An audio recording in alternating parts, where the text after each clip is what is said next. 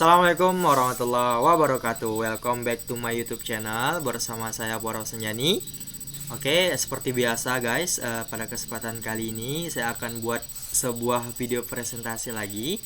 Video presentasi kali ini dengan materi administrasi kurikulum. Dan ini juga merupakan tugas dari Bapak Hanif Al-Qadri di mata kuliah Administrasi Supervisi Pendidikan. Nah, perkenalkan, nama saya Akbar Al-Senjani dengan NIM 19045054. Baiklah, untuk tidak memperpanjang waktu, langsung saja kita masuk kepada materi yang pertama, yaitu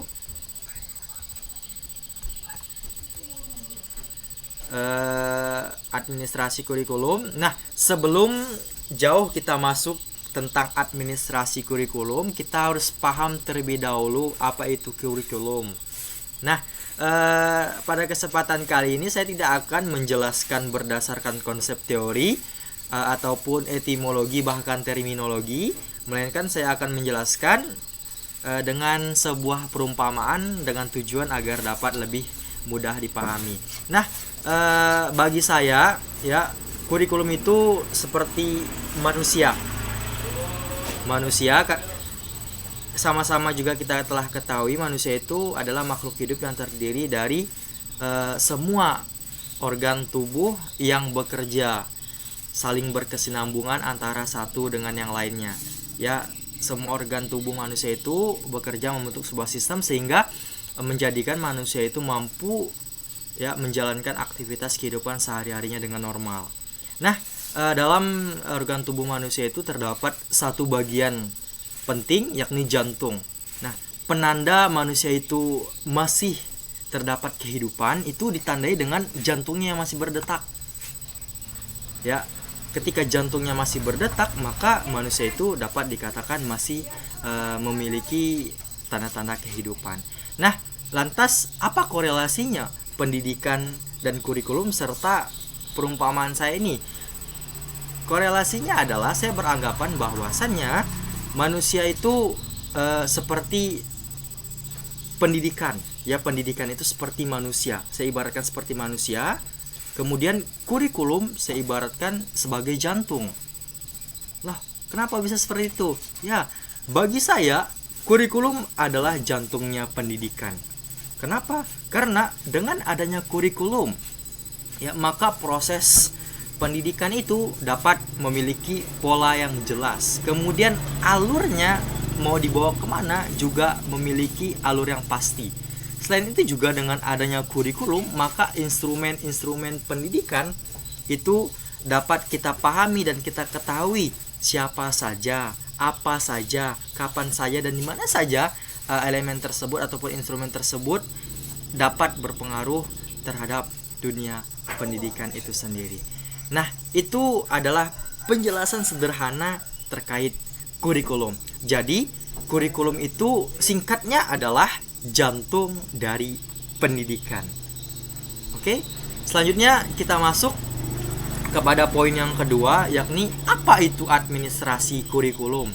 Nah, administrasi kurikulum ini adalah administrasi kurikulum ini adalah serangkaian proses kegiatan. Kegiatan apa? Kegiatan pembelajaran yang disusun, direncanakan dengan sengaja.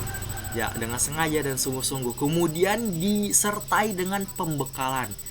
Nah, kita tandai apa sih yang direncanakan? Apa sih yang diusahakan? Apa pula yang dibina? Ya, secara terus-menerus ataupun berkesinambungan. Nah, dari ketiga poin ini yang direncanakan, yang diusahakan dan dibina itu adalah KBM.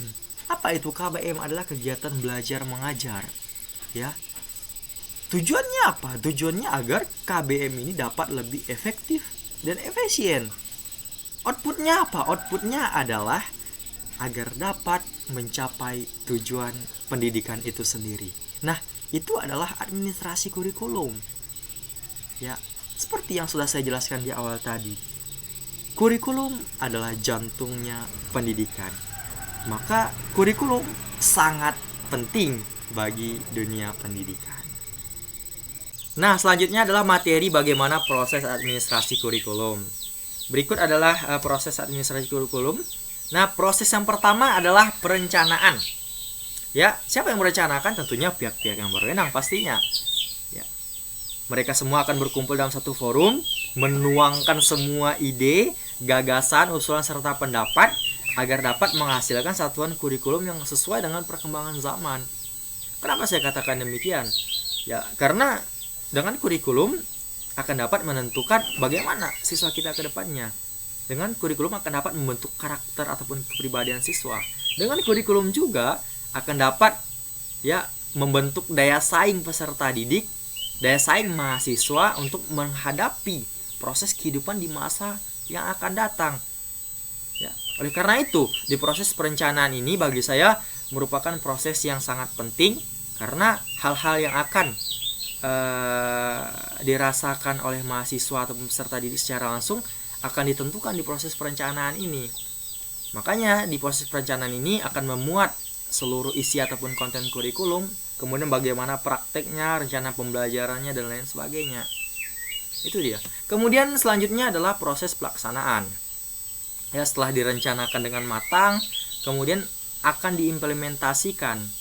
Nah, bentuk pengimplementasian kurikulum yang telah direncanakan tadi itu dapat kita lihat di kegiatan belajar mengajar atau KBM. Ya, di KBM ini semua konten ataupun isi yang telah direncanakan dalam kurikulum akan dipraktekkan ataupun diimplementasikan. Nah, siapa yang melakukan pelaksanaan ini? Ya, tentunya ada guru dan dosen. Ya, mereka akan mengawasi pelaksanaan dari isi kurikulum ini. Kenapa guru dan dosen? Ya, karena mereka akan berhadapan langsung dengan peserta didik ataupun mahasiswa. Mereka yang tahu betul dengan hal itu, karena mereka yang terjun langsung ke lapangan gitu.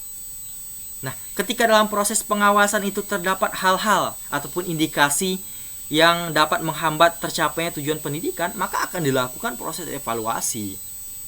Di proses evaluasi ini yang dilakukan oleh pihak-pihak berwenang akan memperhatikan hal-hal tersebut sehingga di kemudian hari ataupun di kurikulum selanjutnya itu tidak dimasukkan lagi. Agar apa? Agar tujuan pendidikan itu dapat tercapai dengan semestinya sesuai dengan cita-cita leluhur bangsa kita, bangsa Indonesia, yang mengatakan bahwasanya tujuan pendidikan nasional itu adalah untuk mencerdaskan kehidupan bangsa.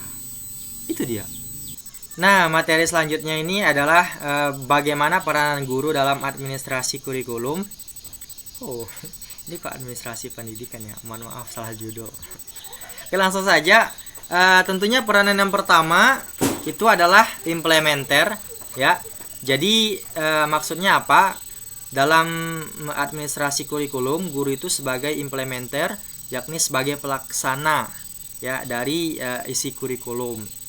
Dalam proses pelaksanaan ini tentunya guru harus menyesuaikan dengan isi kurikulum yang telah dirumuskan tanpa ada suatu hal yang dikurang-kurangi ataupun dilebih-lebihkan, sesuai dengan slot ataupun isi yang telah terdapat di kurikulum yang berlaku pada saat itu. Kemudian yang kedua ini adalah adapters. Nah, selain sebagai pelaksana, guru juga sebagai penyelaras. Maknanya apa? Maknanya adalah dalam proses pelaksanaan itu tentunya guru ini harus menyesuaikan gitu, menyesuaikan dengan kebutuhan siswanya, kemudian juga dengan kebutuhan daerahnya.